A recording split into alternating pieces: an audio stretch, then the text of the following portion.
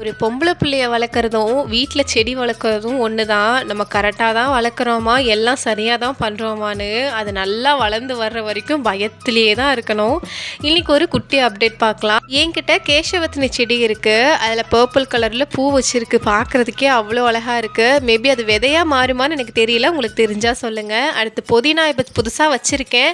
இதையாவது ஒழுங்கா வளர்க்கணும். எப்படி மெயின்டெயின் பண்றதுன்னு தான் எனக்கு தெரியல. பக்கத்துல நர்சரி இருக்கு. அங்க இப்பதான் ரோஸ் எல்லாம் வந்திருக்கா.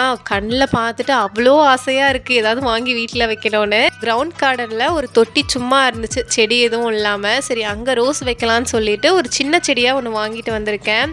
இதுக்கு முன்னாடி நிறையா ரோஸ் செடி இங்கே நான் வாங்கி வச்சுருக்கேன். ஆனால் அதுக்கு ஒன்று வெயில் சுத்தமாக இல்லாமல் போயிடும், இல்லை தண்ணி நான் அதிகமாக ஊற்றி ஏதாவது ஒன்று பண்ணி அதை நான் கொன்றுவேன்.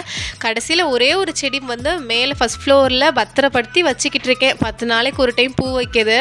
எனக்கு ரோஸ் பெருசாக எப்படி மெயின்டைன் பண்ணணும்னு தெரியாது. உங்களுக்கு எதுவும் உரம் இந்த மாதிரி போட்டால் நல்லா பூ வைக்கும், செடி நல்லா வரும்னா சொல்லுங்கள். நான் ட்ரை பண்ணி பார்த்துட்டு எப்படி இருக்குன்னு உங்களுக்கு நான் ஷேர் பண்ணுறேன்.